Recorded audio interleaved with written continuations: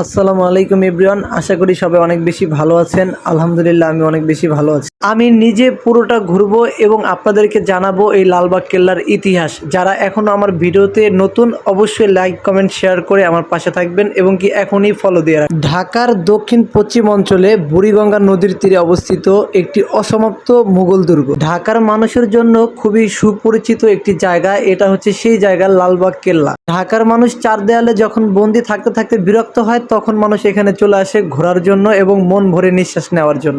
এটির নির্মাণ কাজ শুরু হয়েছিল ১৬৭৮ সালে মুঘল সুবেদার মোহাম্মদ আজম শাহ কর্তৃক, যিনি ছিলেন সম্রাট আওরঙ্গজেবের পুত্র এবং পরবর্তীতে নিজেও সম্রাট পদপ্রাপ্ত হয়েছিলেন। কিন্তু পরে তিনি দিল্লি চলে যান, এতে কাজ বন্ধ হয়ে যায়। তার উত্তরসূরি মুঘল সুবেদার শায়েস্তা খাঁ ১৬৮০ সালে নির্মাণ কাজ পুনরায় শুরু করেন, কিন্তু সে কাজ শেষ করেননি।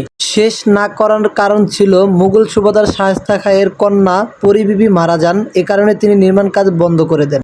লালবাগ কেল্লার প্রবেশ গেটের ডান পাশে রয়েছে টিকিট কাউন্টার।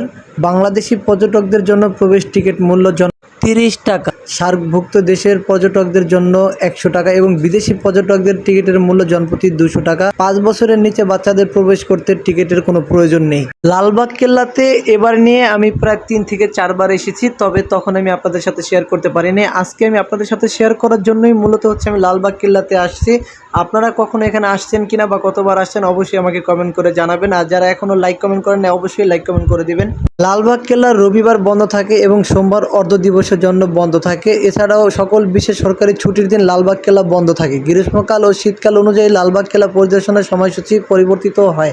এখানে আপনারা কিভাবে যাবেন? ঢাকার যে কোনো জায়গা থেকে লালবাগ কেল্লা যাওয়া যায়। আপনার সুবিধা মতো বাহনে লালবাগে আসতে পারবেন। লালবাগ দুর্গে যাওয়ার জন্য কয়েকটি পথ আছে, আপনার সুবিধা মতো রুটে আপনি আসতে পারেন।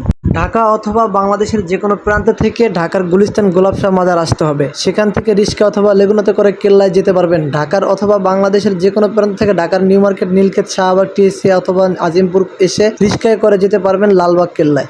আমি আমার সাধ্যমতো চেষ্টা করেছি লালবাগ কেল্লাটা পুরো ঘুরে আপনাদেরকে দেখানোর জন্য। আপনাদের যদি এই ভিডিওটি ভালো লেগে থাকে অবশ্যই আমাকে সাপোর্ট করার জন্য একটা লাইক কমেন্ট শেয়ার করে দিবেন। ইনশাল্লাহ আপনাদের সাথে আবার দেখা হবে নেক্সট অন্য কোনো ভিডিওতে। এতদিনে সবাই ভালো থাকবেন, সুস্থ থাকবেন। আল্লাহ হাফেজ।